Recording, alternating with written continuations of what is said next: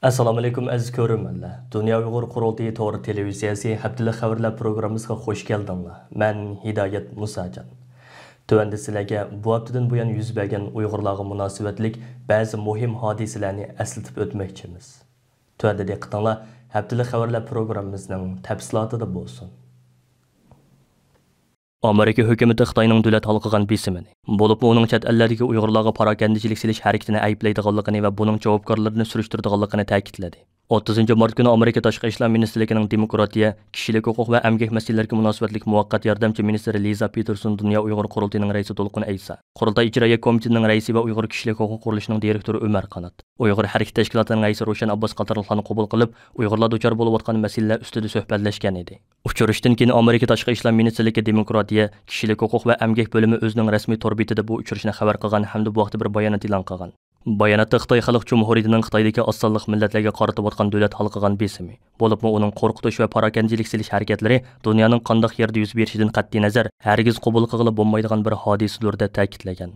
Ma'lum bo'lishicha, muvaqqat yordamchi ministr Liza Peterson To'lqin Aysa boshchiligidagi qurultay hay'ati bilan bo'lgan uchrashuvda Xitoyning Uyg'urlarga qaratib o'tgan davlat halqıgan bostirishni qanday to'xtatish, Xitoyning rayonda davomli yurgizib o'tgan irqiy qirg'inchilik va insoniyatga qarshi jinoyatlarga qanday taqobil turish masalalarini muzokara qilgan. Bayonot yana munula ta'kidlangan. Amerika dunyoning har qaysi joylarida kishilik huquqni qo'g'dashga va'da beradi hamda barliq diplomatik va iqtisodiy tadbirlarni ishlatib, javobgarlikni surishtirishni davomlashtiradi. Biz kishilik huquq faoliyatchilarining mushundaq o'ch ilish xavfiga qaramay, botirlik bilan elib berayotgan harakatlarini qo'llaymiz.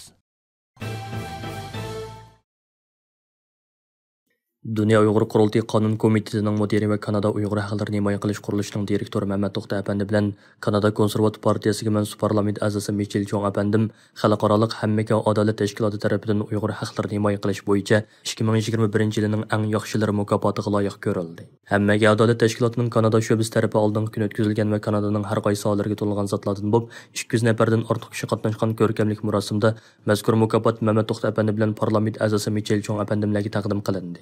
Bu mukofot Mehmet To'xta apandi bilan Michel Chong apandilarning Uyg'ur irqiy qirg'inchiligini Kanada xalqiga to'nitish va Uyg'ur irqiy qirg'inchiligining Kanada parlamentida qabul qilinishi uchun qo'shgan tuhfalar uchun berilgan. Uyg'ur xalqining samimiy do'sti Michel Chong apandim mayli Uyg'ur qirg'inchiligining Kanada parlamentida qabul qilinishida bo'lsin yoki Kanada parlamentida Uyg'ur do'stlik guruhining qurilishida bo'lsin, turtkilik va boshlamchilik roli o'ynagan edi. Dunyo Uyg'ur qurultiyining raisi To'lqin Aysa apandi bu munosabat bilan qilgan tabrik so'zida Dunyo Uyg'ur qurultiyining eng asosli qurg'uvchi a'zolarining biri bo'lgan uzun yillik fidokor siyosiy faoliyatchimiz Mehmet To'xta apandimning mazkur mukofotga loyiq ko'rilganligidan cheksiz g'urur tuyganligini ifoda qilish bilan birga Michel Chong bilan Mehmet To'xta apandilarni qizg'in tabriklaydiganligini bildirdi.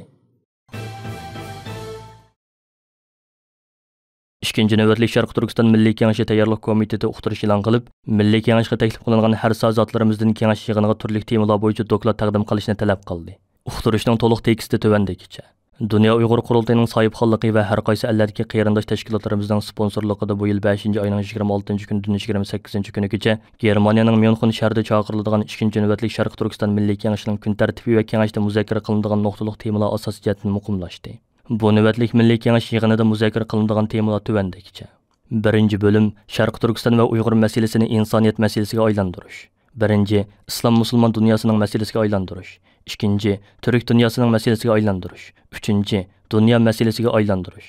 2-bo'lim hozirgi utuqlarni kuchga aylantirish. Texmo saviyalik va uzun muddatlik da'vo siyosati.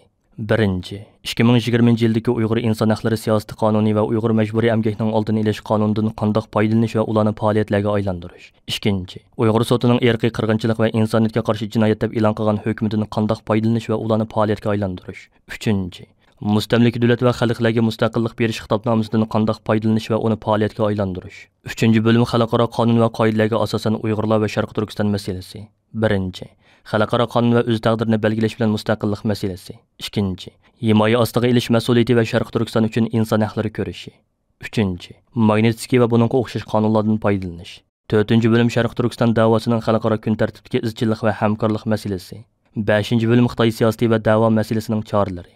6-bo'lim o'zgarayotgan xalqaro vaziyat va da'vo masalasining choralari. 7-bo'lim Sharq Turkiston tashkilotlari o'rtasida hamkorlik va vazifa taqsimoti masalasi. Yuqorqi temalarni ko'radigan asosda tuvandagi masalalar ustida muzokara olib beriladi. 1. Uyg'ur majburiy emgakidan naf ilayotgan xalqaro shirkatlarga qarshi yurgiziladigan konkurs siyosatlar. 2. Xitoyning Sharq Turkiston siyosati va uning da'voyimizga ko'rsatayotgan ta'siri. 3. Xitoyning jazo lagerlari tuzimiga qarshi Uyg'urlarning kimligini qo'g'dab qilishning konkret choralari. 4. Muhojiratga Uyg'urlarning kimligini qo'g'dab qilish masalasi. 5. Muhojirlar masalasi. 6. Xitoy xakerlarining hujumidan saqlanish va da'voyimizning bexatarligini qo'g'dash uchun bexatarlik mexanizmini qurib chiqish masalasi. 7. Da'voyimizga zarur kerakli bo'lgan iqtisodni qanday hal qilish masalasi. 8. Da'voyimizda yoshlarning rolidan qanday foydalanish masalasi. 9. Da'voyimizda ayollarning rolidan qanday foydalanish masalasi. 10. Vatan ichi va sirtidagi Uyg'urlarning nopusini muqimlashtirish va birlikka keltirish masalasi. 11. Muhojiratga Uyg'urlarda psixikalik sog'lomlik va uning da'voyimizga ko'rsatadigan ta'siri. 3 kun davom qiladigan milliy kengash yig'inida yuqorqi temalar bo'yicha maxsus savol-javob bo'limlari o'rinlashtiriladi. 2. navbatli Sharq Turkiston milliy kengashiga taklif qilingan aziz mehmonlarimiz ichida yuqorqi xohlagan bir tema ustida doklad berishni orzu qilganlar, dokladining temasini va dokladning asosliq mazmunini yerim batdan eshib ketmagan holda yozma shaklda Dunyo Uyg'ur qurultiyining siyosiy va strategiya xizmatlariga mas'ul muavin raisi doktor Erkin Akram apandiga 5-oyning 1-kunidan burun oldin yo'llab berishi lozim. Agar har xil sabablar bilan 2. navbatli Sharq Turkiston milliy kengashiga qatnasholmaydigan qarindoshlarimizni o'zlarining yuqorqi temalar asosidagi yozma dokladini va taklif fikrlarini doktor Erkin Akram apandimga 5-oyning 1-kunidan burun yo'llab berishi kerak. Hurmat bilan 2. navbatli Sharq Turkiston milliy kengashi tayyorlik komiteti. 30 mart kuni tushdan keyin Amerika Uyg'ur birlashmasi va Uyg'ur kishilik huquq qurilishi Uyg'urlar uchrayotgan ig'ir zulmni to'xtatish uchun Xitoyga qarata qo'llangan tadbirlarning o'tirg'i qo'yilishi va ijro qilinishida muhim rol o'ynayotgan Amerika Davlat Majlisi a'zolariga minnatdorlik bildirish faoliyati o'tkazdi. Mazkur faoliyatga Amerika Avom palatasining a'zosi Yong King xonim, Amerika palata a'zosi James McCorn, Amerika diniy erkinlik alayda elchisi Sam Brombeck, Amerika Davlat Majlisi a'zosi Christopher Sims, Amerikaning sobiq davlat xavfsizligi maslahatchisi Matt Pottinger, Amerikaning Birlashgan Davlatlar Tashkilotidagi sobiq xalqaro ayollar masalalari bo'yicha bosh elchisi Kelly Kori xonim, Amerika Xalqaro diniy erkinlik komitetining komissari Nuri Turkal, Amerika Davlat Majlisi xodimi Al-Nigar Iltabir qatorliq davlat majlisida muhim rol o'ynaydigan kishilar qadam tashrif qildi. Angliya parlamentining a'zosi Nusrat G'ani xonim, Yevropa parlamentining a'zosi va shundoqla Germaniya Yeshillar partiyasining a'zosi Reinhard Bozokov mazkur faoliyatga qatnashdi. Uningdan boshqa Uyg'urlarga qaratilgan irqiy qirg'inchilikni va Uyg'ur majburiy amgaki masalasini dunyoga oshkorlashda xalqaro rol o'ynagan Kommunizm qurbonlari xotira Sariy fondining tadqiqotchisi Adrian Ziniz apandi, Mikril Tursun, Sumrat Davud, Tursun Zavdin qatorliq lager shoirlari qatnashdi. Navbatda Amerikada xizmat ziyoratida bo'layotgan Dunyo Uyg'ur qurultiyining raisi To'lqin Aysa apandi, Uyg'ur kishilik huquq qurilishining direktori Umar Qanat apandi, Amerika Uyg'ur birlashmasining raisi Quzat Altay apandi qatorliqlar yig'inda qilgan so'zlarda Uyg'urlar bilan bir sapda turgan barliq davlat majlis a'zolariga, tadqiqotchilarga, axborot xodimlariga butun Sharq Turkiston xalqi nomidan cho'nqur tashakkur etdi. Avom palatasining a'zosi Yong Kim xonim so'z qilib, 2020-yili ma'qullikdan o'tgan Uyg'ur kishilik huquq siyosati qonuni Xitoy hukumatining Uyg'urlarga qaratgan kishilik huquq tafsandichiligiga qarshi unumli rol o'ynaydiganligini ta'kidladi. U yana davlat majlisida qilishga tegishli nurg'un ishlarning borligini, Uyg'ur majburiy amgakining oldini olish qonuniga o'xshash to'g'ri qarorlarning elinishi kerakligini bildirdi. U yana mundaq dedi: "Men sizlar uchun kurash qilishni davomlashtiraman. Amerika va uning ittifoqdoshlarining Xitoyning Uyg'urlarga yurgizayotgan javobgarligini surishtirishiga kafolatlik qilishi uchun tirishchanlik ko'rsataman. Sizlarning bizning xizmatlarimizni muayyanlashtirganingizga rahmat. Davlat majlisida menga o'xshash nurg'un a'zolar bor. Ular birlikda o'xshash nishon uchun harakat qilyotdi. Men yillardan buyon oilasidan xabar olmayotganlar bilan paranglashdim. Sizlar adolatsizlikni fosh qilayotgan vaqtinglarda biz sukutda tura olmaymiz. Sizlarning davlat majlisida menga o'xshash sizlar uchun kurash qilishni davomlashtirayotgan do'stinglar bor." Faoliyat davomida Sam Brombeck so'z qilib mundaq dedi: "Biz Uyg'urlarning, Tibetlarning erkinligini qo'lga keltirish uchun qo'limizda barliq kuchlarni va organlarni ishga solishimiz kerak. Xitoyning xaritasi aslida hozirgisiga hech o'xshamaydi. Sharq Turkistondagi kishilar duch kelgan zulm Xitoyning boshqa yerlarida yo'q. Tibet Xitoyga tava emas. Shunga biz Xitoyga Xitoy kompartiyasi hukmronlik qilishdan burungi Xitoyning xaritasi haqida so'zlasak bo'ladi." Faoliyatga qatnashgan James McCorn, Christopher Sims qatorliq davlat majlisi a'zolari ayrim so'z qilib, Uyg'urlarni davomli qo'llaydiganligini va Amerika hukumatining Xitoyga qaratgan qaror tadbirlarida Uyg'ur masalasini davomli kun tartibga keladiganligini bildirishdi. Angliya parlamentining a'zosi Nusrat G'ani xonim va Yevropa parlamentining a'zosi va shundoqla Germaniya Yeshillar partiyasining a'zosi Reinhard Bozokov Angliya va Yevropaning Uyg'urlarni qo'llaydiganligini va Uyg'ur majburiy amgak masalasida munosabatli qarorlarni chiqarishga tirishadiganligini bildirishdi. Amerika Xalqaro diniy erkinlik komitetining komissari Nuri Turkal, Amerika davlat majlisining xodimi Al-Nigar Iltabir xonim qatorliqlar munoyiti kuchli so'z qildi. Ular Uyg'ur millatining beshiga kelayotgan zulmni to'xtatish uchun butun dunyoning mas'uliyati borligini, chunki kelgusi avlodlarning Xitoyning royiga beqib yashashini asla xohlamaydiganligini ta'kidlashdi. Uyg'urlarga qaratilgan irqiy qirg'inchilikni va Uyg'ur majburiy amgaki masalasini dunyoga oshkorlashda xalqaro rol o'ynagan tadqiqotchi Adrian Ziniz apandi so'z qilib, mundaq dedi: Men Şinjandan kelgan Xitoycha hujjatlarni ko'rganimda hech kimga to'linishni o'ylabmi baxmagan edim. Bular tadqiqot uchun bak o'zgacha material edi. Lekin tadqiq qilgan sari nima uchun u ishni qilayotganligimni his qildim. Bizning birla hayotimiz bor. Shunga bu hayotda bir ish qilish kerak. Men faqat o'zi uchun so'zlayolmaydigan lagerdagi kishilar uchun so'zladim. Amaliyotda bu menga berilgan bir imtiyozdir. Faoliyat qatnashchilari Uyg'ur taomlaridan huzurlangach ixtiyoriy shaklda suhbatda bo'lishdi. Yil universitetini bitirib pianochi bo'lib yetishgan yosh san'atkor Qaysar Anvar Targoja nomli naqshini o'rnagan vaqtda ekranda chiqib turgan Qashqar, Urumchi qatorliq shaharlardagi ko'chalarning burunqi ko'rinishlari va ko'chalardagi Uyg'urlarning illiq simosi faoliyat qatnashchilariga cho'nqur ta'sir qoldirdi. Amerika Xitoyning Uyg'urlarga qaratgan ig'ir bostirishlarga eng jiddiy shaklda inkas qaytargan davlat bo'lib hisoblanadi. Amerika Davlat Majlisining Kengash palatasi bilan Avom palatasi Uyg'ur masalasida birlikda harakat qilish orqali Xitoyga qarata yurgizilgan siyosiy tadbirlarda Uyg'ur masalasini izchil holda kun tartibga tutib keldi. Amerika Tashqi ishlar ministrligi o'tgan yil 19 yanvar kuni Xitoy hukumatining Sharqi Turkistondagi Uyg'urlarni asos qilgan musulmon millatlarga qaratgan keng ko'lamli bostirishini rasmiy irqiy qirg'inchilik va insoniyatga qarshi jinoyat deb bekitgan edi. Shundan boshlab Amerika hozirgacha Uyg'urlarga munosabatlik bir qancha muhim qonunlarni yo'lga qo'ydi. Bugun, ya'ni 1-aprel Yevropa Ittifoqi bilan Xitoy o'rtasida oliy darajaliklar yig'ini o'tkazildi. Sin orqali o'tkazilgan bu navbatlik yig'inga Yevropa Komissiyasining raisi Ursula von va Yevropa Kengashining raisi Charles Michel, Xitoy raisi Xi Jinping va Xitoy bosh ministri Li Keqiang qatorliqlar qatnashdi. Yig'in boshlanishidan burun Dunyo Uyg'ur qurultayini o'z ichiga olgan har qaysi ellardagi 46 Uyg'ur, Hong Kong, Tibet va Tayvan tashkilotlari birlikda Yevropa Komissiyasining raisi Ursula von va Yevropa Kengashining raisi Charles Michelga birlashma maktub yo'llab, ulardan bu xalqliq paytda Xitoyga qarshi qat'iy bo'lishni talab qildi. Ular maktubida munolarni ta'kidlagan. Rossiya Ukrainaga hujum qilgan bir paytda Xitoy Tayvanga davomli harbiy tahdid solmoqda. Hong Kong, Sharq Turkiston va Tibetdagi vahshiyliklarni davomlashtirmoqda. Hozir kishilik huquqni dunyo demokratiyasini jonlantirishning bir yo'li sifatida Xitoyga qaratgan siyosatlarning markaziga qo'yish vaqti keldi. Biz Yevropa Ittifoqining 1-apreldagi boshliqlar yig'inida aniq, birlikka kelgan va qat'iy talablarni o'tirg'a qo'yishni talab qilamiz. Hozir Yevropa Ittifoqi Xitoy bilan munosabatini yaxshilaydigan payt emas. Yuqorqi 46 tashkilot o'rtaq bayonotida Yevropa Ittifoqi rahbarlaridan suhbat jarayonida Rossiyaning Ukrainaga qaratgan tajovuzini qo'llamaslik, Tayvanga tajovuz qilmaslik, Sharq Turkistondagi irqiy qirg'inchilik va insoniyatga qarshi jinoyatini, Tibet va Hong Kongdagi zulmlarni oyoqlashtirish haqida Xitoyni keskin ogohlantirishni talab qildi. Bayonot yana kishilik huquq va demokratiyaning Yevropa-Xitoy munosabatining markaziy ekanligini isbotlaydigan payt keldi deyilgan. Oxirida ular Yevropa Ittifoqining Xitoyga iqtisodiy jihatdan bog'lanib kelishdek ahvolga xotima berish uchun zarur tadbirlarni qo'llanishga chaqirgan. Yevropa parlamenti 2020 yil 7 dekabr Uyg'ur majburiy emgaki sababli Xitoyga qarshi jazolash tadbirlarini yo'lga qo'yish haqida maxsus qaror qabul qilgandan buyon Yevropa Ittifoqi bilan Xitoy munosabatlari yiriklashishga boshlagan edi. Orqada Yevropa Ittifoqi yana Xitoy bilan hosil qilingan o'zaro mablag' silish kelishimini to'g'ritib qo'ydi. Yevropa birligiga a'zo davlatlardan Belgiya, Fransiya, Gollandiya, Chexiya va Litva qatorliq davlatlarning parlamentlari Uyg'ur irqiy qirg'inchiligini rasmiy e'tirof qilib maxsus qarorlar qabul qildi. Amerika Demokratiyani ilgari surish fondi NEDning iqtisodiy yordami va Dunyo Uyg'ur qurultayining uyushtirishi bilan 25 mart kuni kechda Turkiyaning Bursa shahridagi Ramada mehmonxonasida boshlangan Uyg'ur yoshlarni tarbiyalash kursi 27 mart kuni muvaffaqiyatli holda oxirlashdi. Kursga asosida Turkiya, O'rta Osiyo va Yevropa ellaridan bo'lib 43 nafar Uyg'ur yosh ishtirok qildi. Mazkur kursning 25 mart kechda o'tkazilgan ochilish murosimiga kursatlarimizdan sirt yana Dunyo Uyg'ur qurultayi vaqfining o'rinlashtirish bilan maxsus avtobusda Istanbuldan kelgan Sharq Turkistonlik qarindoshlarimiz, Bursa Osmon G'oziy rayonlik hukumatning boshliqlari va parlament a'zolari, Bursa Ulug'dog universitetining mas'ullaridan bo'lib 100 dan ortiq kishi qatnashdi. Kursning ochilish murosimi Turkiya va Sharq Turkistonning istiqlol marshi bilan boshlandi. Navbatda Amerikada xizmat ziyoratida bo'layotgan Dunyo Uyg'ur qurultayining raisi Dolqin Aysa apandim kursning ochilish murosimiga sin orqali qatnashib qolgan so'zida bu navbatli yoshlarni tarbiyalash kursini moddiy va ma'naviy jihatdan qo'llab-quvvatlagan Bursa Osmon G'oziy rayonlik hukumatga va Bursa Ulug'dog universitetiga alohida rahmat aytish bilan birga mustabid Xitoy hokimiyatining Sharq Turkistonda Uyg'urlarni asos qilgan xalqlarga yurgizayotgan irqiy qirg'inchiligi va insoniyatga qarshi jinoyatlarining hozir ham jiddiy davom qilayotganligini, hozirgacha Uyg'ur irqiy qirg'inchiligi Amerika boshliqlariga 9 g'arb davlati tarafidan rasmiy yo'sinda qabul qilingan bo'lsa-mu, afsuski turk islom ellarining hammasining degudek Uyg'ur irqiy qirg'inchiligiga qarata sukut qilish va ko'masga selivilish pozitsiyasida bo'lib kelganligini, buning Sharq Turkiston xalqini cho'nqur darajada ranjitganligini ifoda qildi.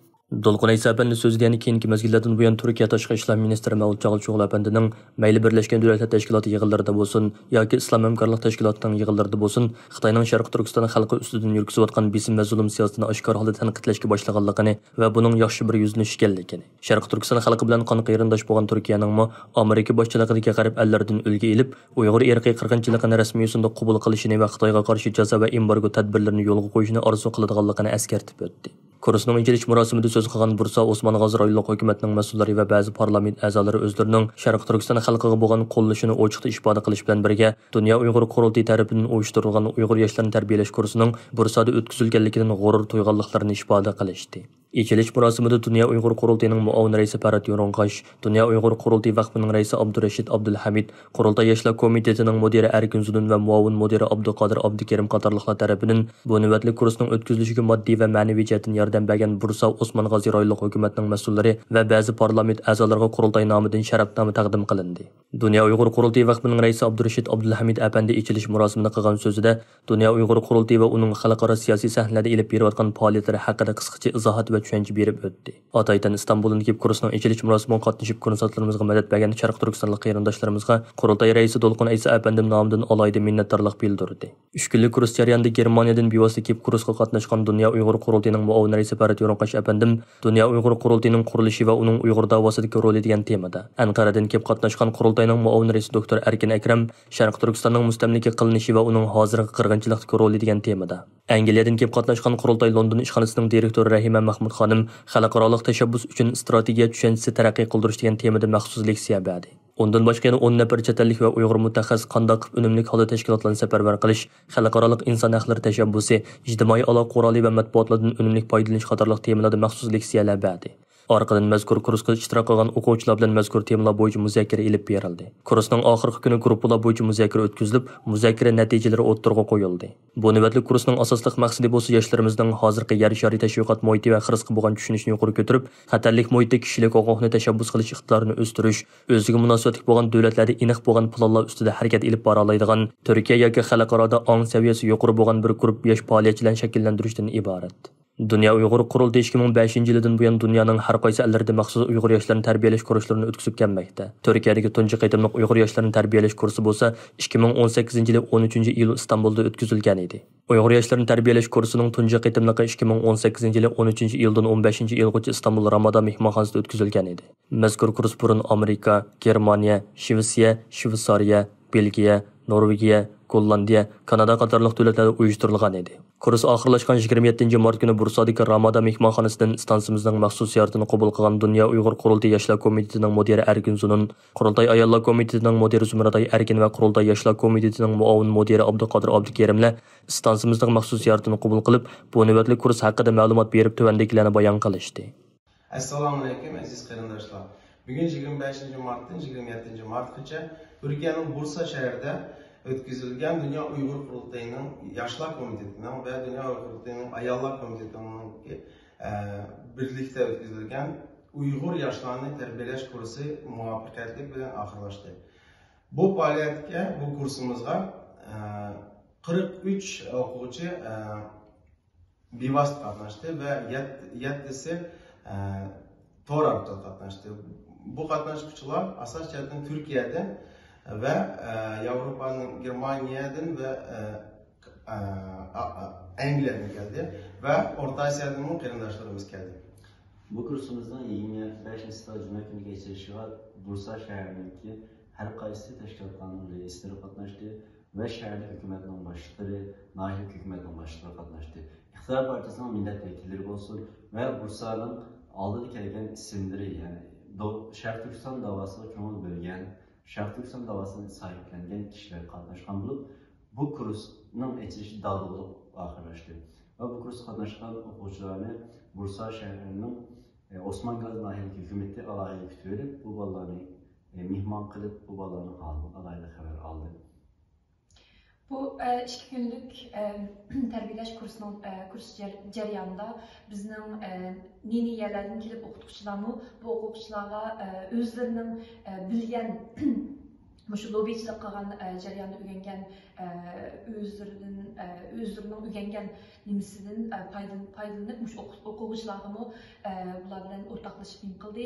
Masalan, bizning Angliyadan necha o'qituvchilar keldi. Masalan, bizning Rahimamiz Angliyadan Ataydan kelib mushu qandoq strategiya shaklda bir kompaniyani ilib ma'lishni mush o'qituvchilar bilan o'rtoqlashdi. Ondan keyin Luke de Polford bizning Angliyadagi maslahatchimiz ve parlament işleriga mas'ul hem şu Interparliamentary Alliance on China'nı koordinator kıldığan mühim bir bizning mühim bir adımımız. Umi kelip muşu qandaq qısa muşu parlament bulamdı yoki boshqa yerlarda bulamdı muşu tunuşlarını köpeytishga köpeytkil buldu hem muşu faoliyat lobbychilikni qandaq şekilde qısa eng yaxshi buldu.